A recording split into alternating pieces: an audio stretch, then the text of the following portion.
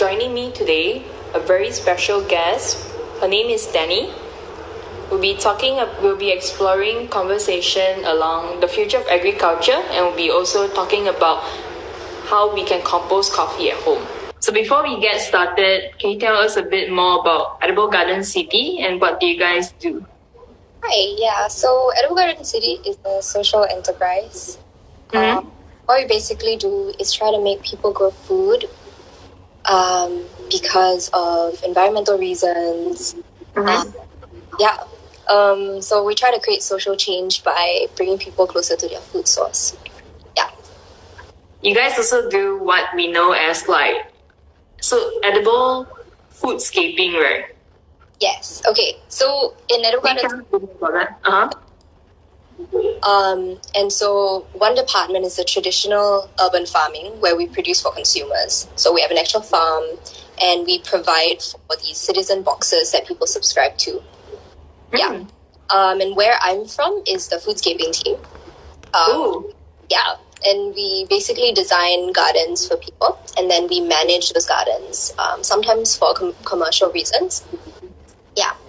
And then we also have an education team which runs workshops. So we go to schools and teach people how to grow their own food. And we hold workshops at our farm as well, where there are tours where we show you our way of farming and bringing you guys back to your food source. To the nature, right? Yeah. As an urban farmer, how does your daily job looks like? Yeah. It's something like a misconception that people would have if you tell them that you're an urban farmer.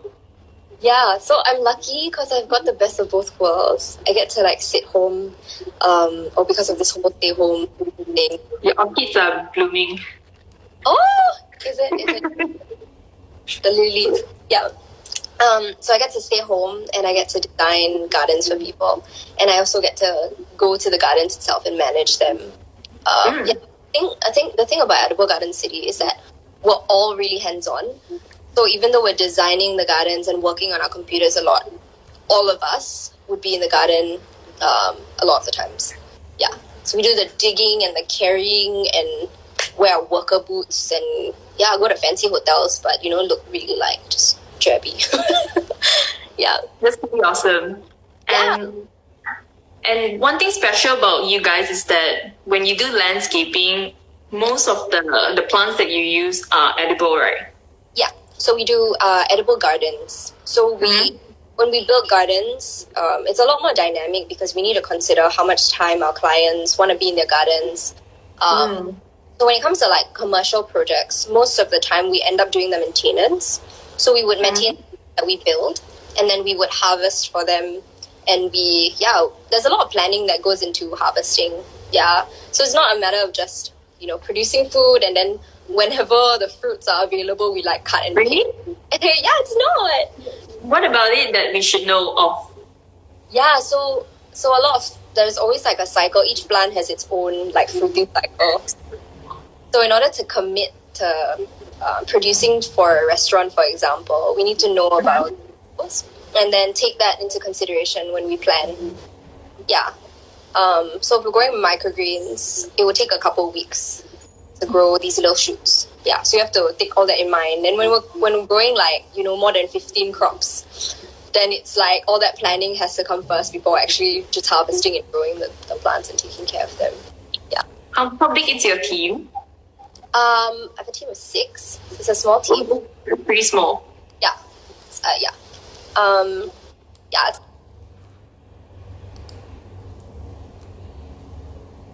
small team, but we do everything from driving the van to carrying the planters. Yeah, it's nice because it's really hands-on, but we're also very client-facing. Yeah. So we have a question from Sarah Rod. What are some of your favorite plants to grow? If you have to choose, Yeah. Oh my I think God. the plants can hear this as well, so you have to think about how you want to answer this. You guys might know it. It's called mani chai or sayo manis. So it's common here. I think Chinese people uses the plant in soups, and then Malay people use it in the coconut. like the creamy sauce. Yeah. Yeah, and it's super easy to grow, and it's such a beautiful plant because they have these little dark pink flowers, and they're like really nutty. Yeah, and they grow like crazy. So it's like, if there's a cultural shift and we start using more manicha, it would be more sustainable. One of my favorite vegetable to eat is pucuk paku. It's a fern that grows very easily, but it tastes amazing. I love that. Yeah. Me too. It's so easy to grow too, even if you have like partly shaded areas, you grow pretty well. Yeah. That's awesome. So what do you think, in your opinion, the future of farming looks like? Do you think the future of farming is like in city, like here, Singapore? Can you share a little bit more about it? I love this question. I think the city of the future of farming requires because I think we look at, okay, first of all, like farming is something that we're very, very, very distant from because somebody on the world is growing, and somebody on the other side of the world is growing our like most basic need, and it's crazy because we don't see where it's come from, and most of the time people don't really care. But food does not just make how healthy you are, but it contributes directly to your feelings and your emotions. A healthy gut is a happy person. So it's and the agricultural system contributes. The agricultural industry contributes a lot to global warming. So, yeah, it's important that we make really responsible choices in order for us to have a better agricultural system and put more accountability. Yeah, so the future of farming is definitely one that's closer to home and more connected to our like local ecosystems. Yeah, and the thing is, the more you grow your own food, you realize that the stuff that works here, the stuff that is easy to grow or can be grown abundantly, is stuff that has evolved with the environment here for so long, and there's symbiosis. They've learned how to adapt to the environment here, and it's the most sustainable because they know how to survive here the best. It doesn't require fertilizers, pesticides. Yeah, so the edible fern that you were talking about is one of those plants that are native and easy to grow here, and it's it's a more sustainable choice than choosing to grow eggplants. Or eggplant is okay lah, but choosing to grow tomatoes or the few supermarket varieties that you see now. Like you go to any supermarket and you have the same stuff, and it's like, what? Where is all this coming from? And so you have these huge pieces of land deforested to grow you this stuff. So I think it's like for supermarket as well, because nowadays everything is so accessible and not too expensive to have variety. People don't have much awareness, or they're not known to know that it takes actually quite a long period of time and a lot of care to grow like fruits or vegetables, right? Yeah, and a lot of times it's like the cheaper option is always better. And yes, I guess a privileged place where sometimes I don't just look at the price, because not only do I know where the food comes from and I want to be more responsible in my choices, but I feel like my priorities is in paying more for produce to be grown in not just sustainable but more meaningful way. Yeah. So wait, where were we? I lost track. We just finished like the answer on the future of farming. If you guys, for everyone who's joining us today, if you have any questions or if you'd like to be a part of this conversation, please drop your question in. We would answer them as we go. Danny, what are some benefits of urban farming beyond the efforts towards sustainability? I think you've sort of like answered this question already, but maybe you can just elaborate a little bit more on this topic. First of all, I think the sustainability thing is so multidimensional. growing is becoming not just closer to your food source and relying on something that's more accessible to you, closer to home, maybe even out at your void deck. But it's also becoming closer to the environment. And when you're closer to plants and understand how things work, how everything is interconnected. So like I was talking about growing more native variety. When you realize these are the ones that thrive and give you abundance, and you see how things are more interconnected. And I think naturally you're able to extend more empathy towards your environment and your local ecosphere. Yeah, so it's not just about sustainability or making environmental choices, but I think you realize how meaningful the environment can be. Yeah, not just as a food source. Yeah. Thank you for sharing. Yeah. Questions from Fang Mei. I think I think she's probably very much in love with fungi. How do you solve root rot problem? Root rot. Usually root rot happens when you're overwatering and your soil is compact and just soaked. Yeah, so I think that the problem is drainage, most likely the drainage problem. And you just need to dry your soil out. Yeah, so put it in maybe full sun for a while and dry it completely. Because an important part of growing plants is air. So your soil has actually to have air and space for insects and microbes to get in there and make nutrients available to the plants. Yeah, so if you're gonna just soak it completely with water, the plant is going to drown. Yeah, so kind of works in this scheme as well, right? Sorry? Less is more.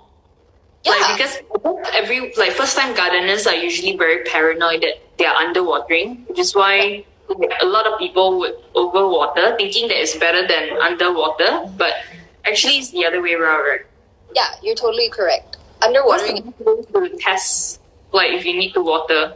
Yeah, I would say underwatering is a lot better because it's okay that your soil gets dry, but it's best to kind of know how your plant works and pay attention and observe what's happening. So if you're underwatering and then the plant gets a bit droopy, so you know water and you can add more.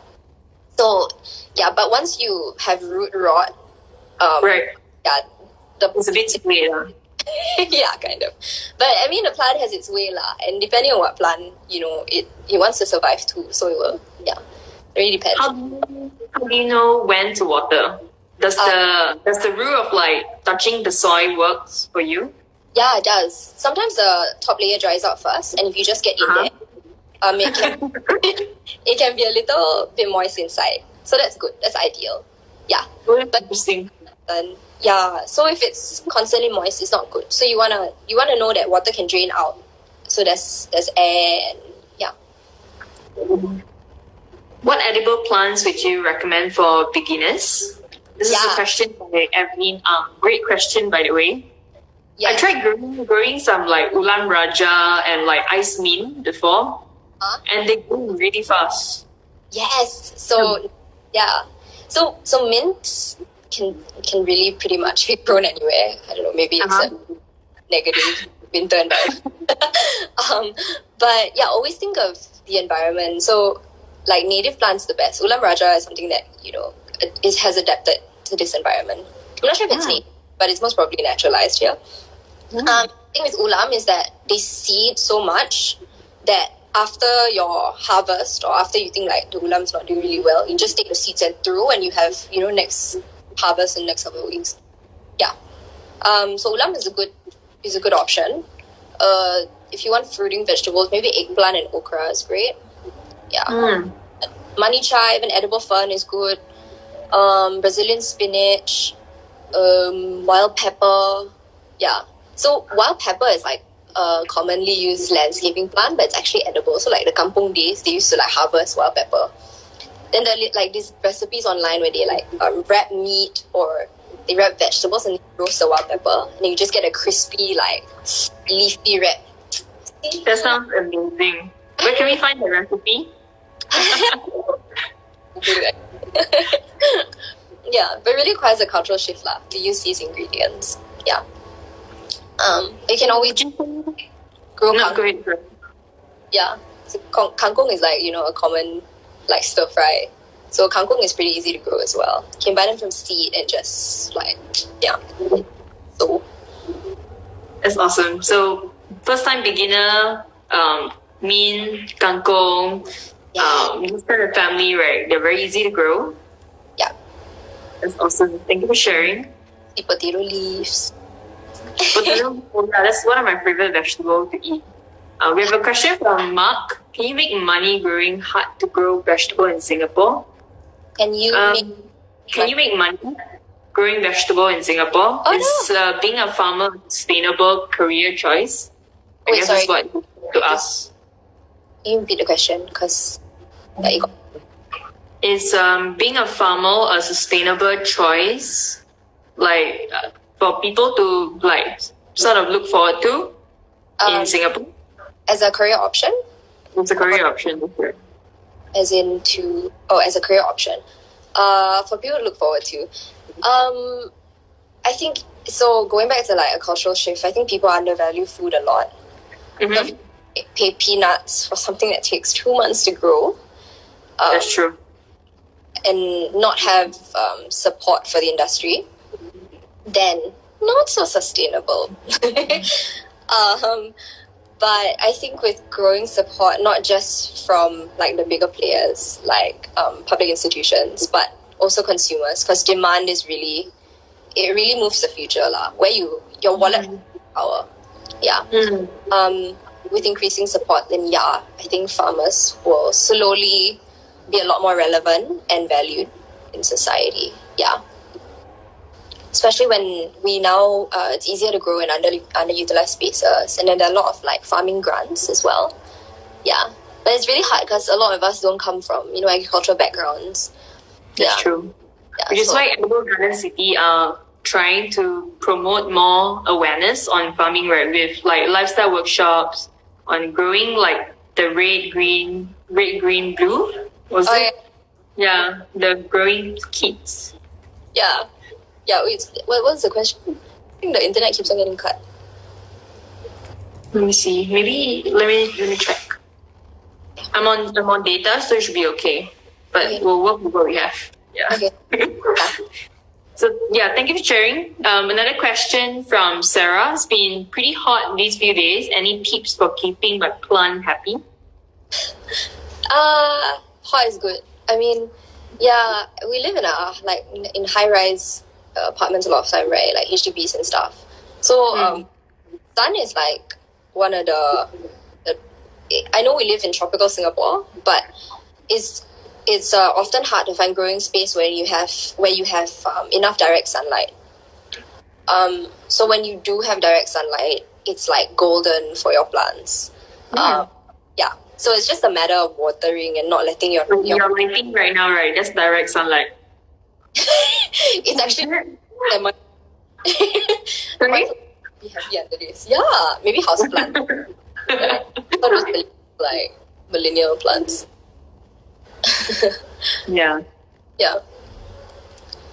So you're saying that like hot is good? Oh my god, we have a flat earther. Hot is good. Flat earth human.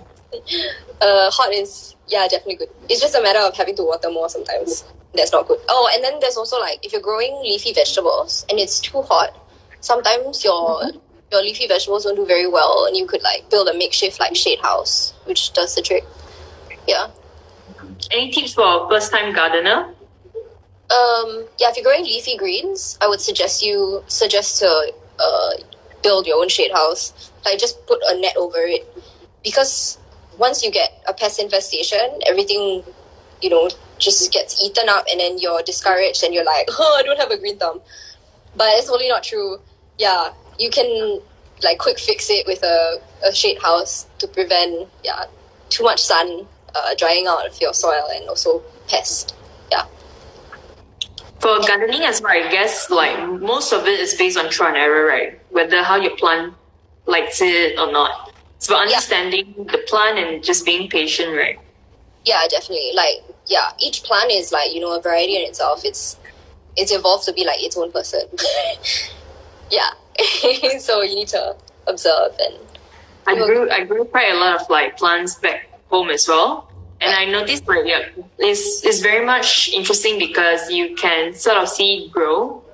And like you mentioned, every different plant has different personality, and you just have to understand what they like, what they don't. Yeah. It's very rewarding. It is. Have relationships with more than just people. Right. Where's a good place to get those native plant seeds? Another question by Evelyn. Yeah, you could go to a nursery. Mm-hmm. You could just propagate from, Get a trim. Huh? Yeah. Get trimming first.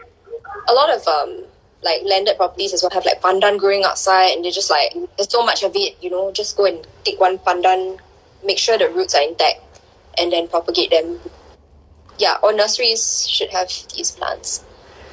Yeah. So we're gonna talk a little bit about composting. Yeah. Which is composting is a word, or it's like a term that that is pretty popular nowadays, but it seems a little bit scary or intimidating. So Danny's here today. She's very friendly and very open. If you have any questions about how you can compost at home, feel free to drop some questions in for her. So let's talk a little bit about like composting. Is it easy to make or to sort of grow your compost kit at home? Yeah, oh my gosh, I was always very intimidated by the whole compost because I thought it was people, and composting kits cost a bomb. Ridiculous, because composting is basically decomposition of a plant matter. Like if you just see it that way, things will be okay. Yeah, so it's an easy way to get rid of waste more and environmentally friendly, environment friendly way to do that. And also, just if you have a garden, then it makes sense to compost, because if you don't, it doesn't make sense where you're gonna get the compost. But so composting is basically decomposition of your waste. So should there be any difference to compost at my home versus because people tend to live in a smaller space in Singapore, right? How is it possible for us to compost at home? Yeah, because I think the biggest fear everyone have is probably the smell, but in actual fact, because like a anaerobic it's an anaerobic process, so it shouldn't have smell, right? correct. But what are the tips that we should get if you want to compost at home? Yeah. So I said that composting is pretty simple, right? It's just decomposition. But the problem a lot of people face with composting is the introduction of pests and pathogens. And the smell and having a compost bin in the house can get pretty messy and not very sterile, especially when we live in an environment where we need to sanitize all the time. Yeah. So there are different ways of composting, and that your composting method depends on your environment and what you want from the composting. So indoors, you can be a liberal composter like me and just throw everything into the bin. But I'm very aware and observant of the effects of what I throw into the bin. So what this is called, okay, wait, maybe I start from outdoor. So the outdoor method is often just piling, direct composting, where you just pile waste into soil and bury it, which works too, right? So you see composting becoming not so threatening anymore because it's just throwing waste into the garden and letting the garden do the work, right? Yeah. So bring it home, you don't have as many critters to break down the materials. Yeah. So hot composting is a common composting method where it requires microbes to break down the waste. HORT, right? HOT, hot, like Hot. yeah. Yeah, and because it's called that because it actually does get heaty depending on the ratio of nitrogens to carbon. Yeah, to simplify that, carbon is basically the dried material, and nitrogen is your greens. Yeah, so a lot of people would say like the ideal ratio is like 11 to 1, 11 carbon to 1 ratio of nitrogen. Just think of browns and greens lah. So 11 browns to 1 green, but really that ratio can vary according to how your compost reacts. Yeah.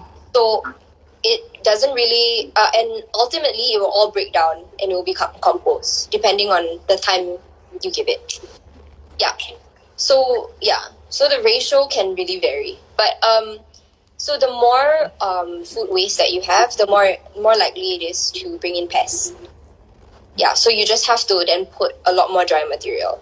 Yeah, and composting is super accessible. So I'm gonna show you because there's a lot of ways to do it. Very excited to see your composting bin. Yeah.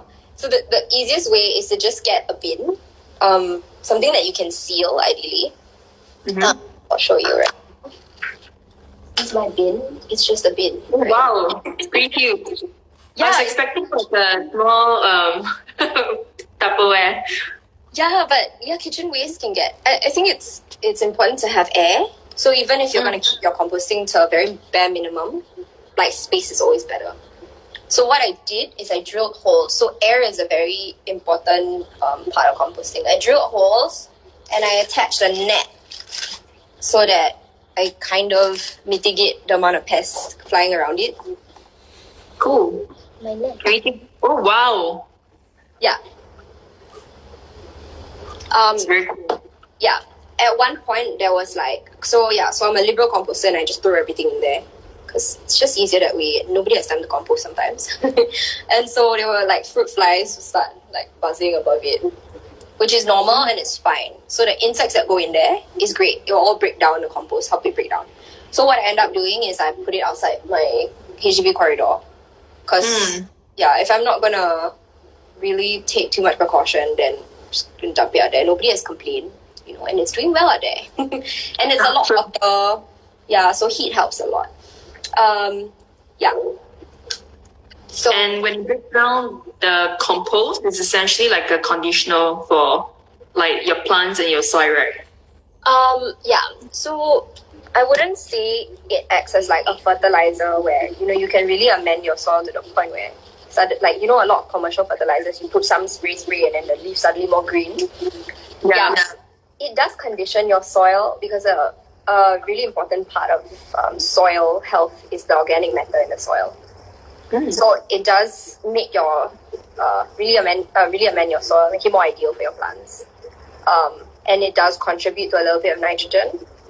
But it's safer to say that compost is more about adding to your soil and creating more and really adding to the NPK, unless you're going to be very particular about what you put in, so coffee or bananas or So favorite question, I'm sure everyone's curious about what can we compost and what we shouldn't in a general scheme. Generally, it can just compost any vegetable matter and any plant matter. In Canada, I think they have these massive compost bins where they just chuck everything in there. And they have proper facilities lah. But here I wouldn't recommend anything other than plant material because there are higher chances of pathogens growing in there. Yeah. No. Oh, can you see the question as well? So it's by Wonderful. Yeah, that's pretty cool function. So to grow kangkong along corridor, how big a space should we? Okay. So in corridors, you can just start with the ones that you can hang on the rail. Yeah, that's good too. Or you can also just start with a pot. Yeah. Would you recommend to propagate or to buy potted plant? Would I recommend what? To propagate or to buy potted plant? I recommend to grow kangkung from seed. From scratch? Yeah, from seed. Yeah. Oh, that's awesome. Yeah, just and yeah, you have plants that are adapting to the soil because it's grown from it. It's like you raise in its home, so it likes its home. It's grown to like it. But when you propagate, it might not adapt. Yeah. So see. Okay, so I'm sure everyone's curious about worms. Oh, yeah. Yeah. So Leon has a question about worms. Let me see if I can get it. I see it. If not, you put in your worms. Worms contribute to a healthy ecosystem for soil, right? Yes. Do you normally wait for worms, or how do you get worms for your soil? Yeah. So, for the soil, for the compost bins. Oh, I think for both. You can share a bit. Okay. Well, yeah. For compost bins, usually there are lots of critters in there. There are lots of wormy critters with fly larvae. So a lot of flying stuff just gets in there and lays its a little bit. And that's all fine. But there's also this other method of composting called vermicomposting, which uses worms in particular to break down organic matter. And it's a lot faster. Like, they break down organic matter a lot faster. But for me, it's very leceh to have the worms there and have to manage them. But what that produces is also something called vermicasting, which is basically worm manure. Manure is such a polite way to say poop. But it's very elegant. Right. It's an elegant term. Yeah. So worm manure, which is really, really great for your plants. And it forms this hummus consistency, like a duck hummus consistency, which is really great. And I think worm manure makes the nutrients more accessible from the organic matter, to the plants. Yeah. Cool. So one last question from me, and then we'll stay on a little bit longer to have a chat.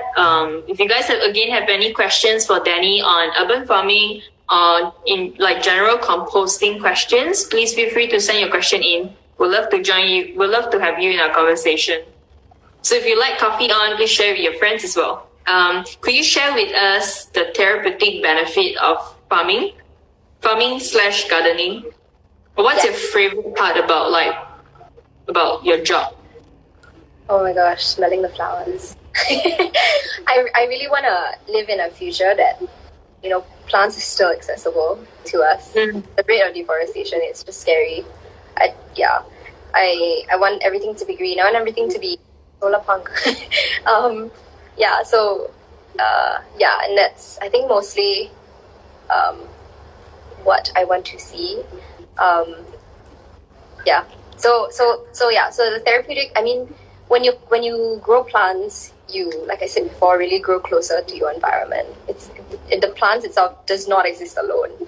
Microbes in the soil make nutrients available to the plants, and we're really all working together to produce your plant. Unless you want to grow it in a indoor grow room then that's a different story. Then you're buying chemicals from the other side of the world, probably from a mine, and you're probably destroying some piece of the earth and then producing these chemicals for you. And then you're feeding these plants. So it's possible to, not need the environment, but so much of it is really supporting life and creating more of it. So that's really, I think, what's beautiful and what's meaningful and therapeutic about gardening. Yeah. Thank you. Yeah. As a coffee company, we drink quite a lot of coffee. So we have actually got we are constantly looking for new ways to reduce waste or to repurpose coffee ground. So one of my favorite way is to make coffee kombucha with used coffee ground, but you can also compost coffee ground, right? Yeah, coffee grounds are ideal. Coffee grounds have So I was talking about the ratio, right, of carbon, nitrogen in your compost. Grounds have this ideal ratio. So it has both carbon and nitrogen. Yeah. What's the green and the brown? Yeah. What's in like the green category and the brown category? The green is nitrogen and the brown is carbon. Yeah. And coffee grounds have both. Yeah. And a good amount for your plants. So it's safe. I'm very happy. Yeah. It's safe to throw them directly to your plants, but you want to be careful because this thing called nitrogen burns. To excess nitrogen in the soil can cause like ammonia release. So is that like if your compost is not tossed and you're not introducing air to it, there can be an excess in nitrogen, and that smell that you get that's like not very pleasant is excess nitrogen and ammonia, which can burn your plants. Yeah, and it's really like a burn, like an acid burn. So it will cause like it will be black around the leaves, or if it's at the roots, then at the roots. Yeah, so that's not good. So I would rather compost it and let microbes break down the coffee grounds. And the acidity is also very short term. So yeah. So composting anything is better for your plants. It's better, but to answer one very wonderful question, how often can we add coffee grounds directly to the soil? Sprinkle it every couple of days is good. Yeah. Just as long as there's, plenty of soil. And if the more life your soil has, the less risky it is because there are lots of microbes to break it down. Yeah. Yeah. So but generally more recommended to put it in the compost and then to use that soil, like the compost soil, right? Yeah. If I were to sum up, the compost bin should have the ideal ratio, right, of carbon and nitrogen, should have air. And if you want to play safe, you can also put some soil in there. Which helps decompose the matter and introduce more microbes. And you can toss it. It looks a lot better. More pleasing and less scary, right? Yeah. See something. So you can do that as well. Yeah. That's very cool. What's your favorite way to relax? I guess like most of your job is about connecting with the nature, right? Just going back like close to the food source. What's your favorite way to relax? What are you doing this weekend? I'm on I've got on the kombucha. I'm making now. It's just really cool because like kombucha is such a weird thing to make. Like, you have that bacterial mat that people like $9 a cup for. Like but like you can make it at home and it's so good for your gut. And all you need is this bacterial mat. This bacterial mat will provide for you the way it provides for us when we grow plants. So I'm like really obsessed with bacteria and just microbes. And the whole COVID thing is making me go crazy because I have to sanitize and get rid of like good bacteria. Yeah, did you know that a lot of our body is made of bacteria? And the ratio is like close, I think even more than human cells, bacterial cells to human. And it's like, what? We depend on this, like beings. What is self? That's interesting. Because I think we coexist together with them, right? We're living in a space where like all of them are just like in the air, in the space, just everything that we touch. Yeah, and stuff in our gut, like bacteria in our gut really like directly influences our brain, like sends like information up our brain and it's like, oh, happy or like less tired or hyper. That's cool. Yeah. So thank you for joining me today on Coffee On. It was amazing to have a chat with you about like the future of farming and also learn a little bit more about how we can compost at home. That's not so scary. We look forward to doing a lot more things with Edible Garden City. And if you guys like to rewatch this, it'll be available on IGTV and on our YouTube channel at PPP Coffee. So thank you again for joining me today. Have a beautiful weekend. And I'll see you very soon, Danny.